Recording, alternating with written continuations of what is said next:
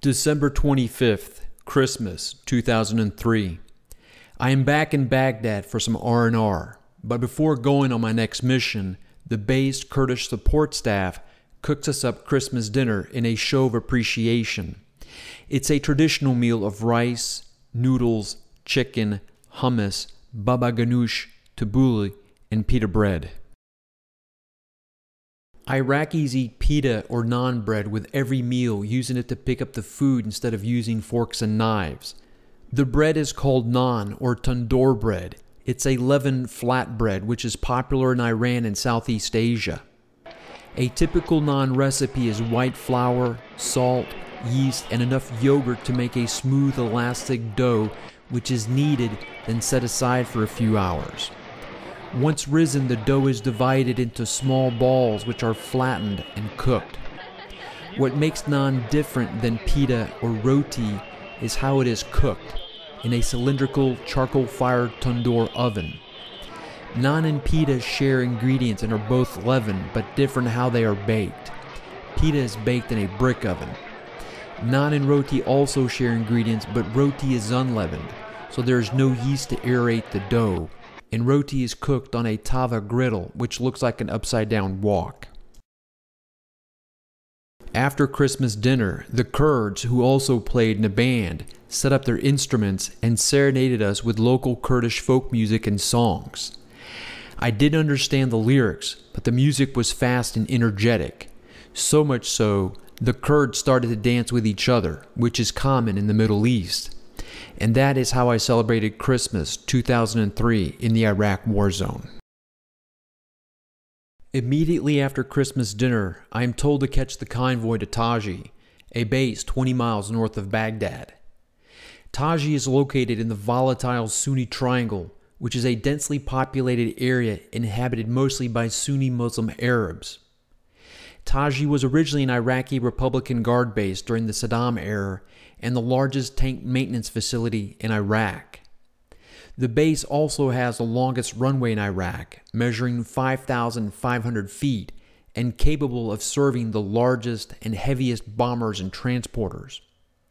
It was also the center for chemical weapons manufacturing.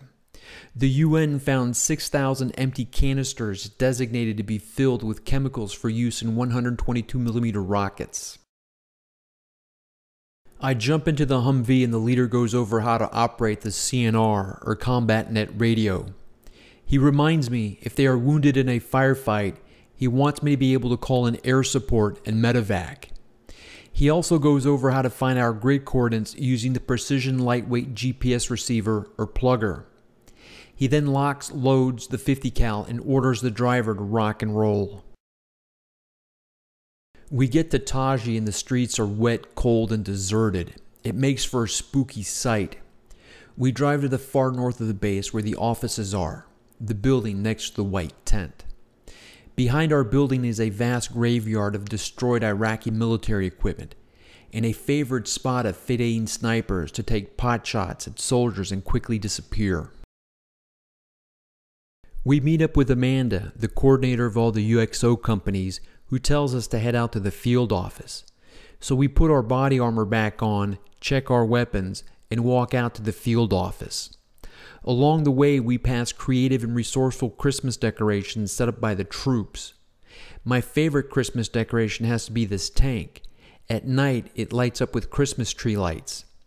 A belated 2003 Merry Christmas from Iraq. I pass a dog hiding, sleeping in the rubble alongside of the road. Dogs are considered ritually uncleaned and not recommended as pets, but they are allowed to be kept if used for work or protection such as guarding the house, farm, or when used for hunting purposes. We meet up with Jim, a UXO civilian contractor who escorts us past security to the field offices. We are shown into an office full of ordnance cutaways and told to wait for the suxo. I am curious and fascinated and study the models and cutaways. This cutout of a centrifugal fuse must have been used to train the Iraqi eodt students. I also find and read the Joint Services eodt handbook. I wished I had a copy earlier. Lots of good information. The Suxo explains there is a new process for tracking the disposal of ordnance. The old way was to write it down on the container and transcribe it to a manifest. The new way is to attach and scan a barcode and type the manifest directly in the laptop. That way, we can track the barcoded container from initial packaging to final destruction. After work, we walk back to our hooch, jumping across mud and water obstacles. I jump across the watered ruts and misjudge the firmness of the dirt and sink knee-deep into the mud. Being the only pair of boots I have, I am pissed. Luckily, the water and mud didn't go into the boots.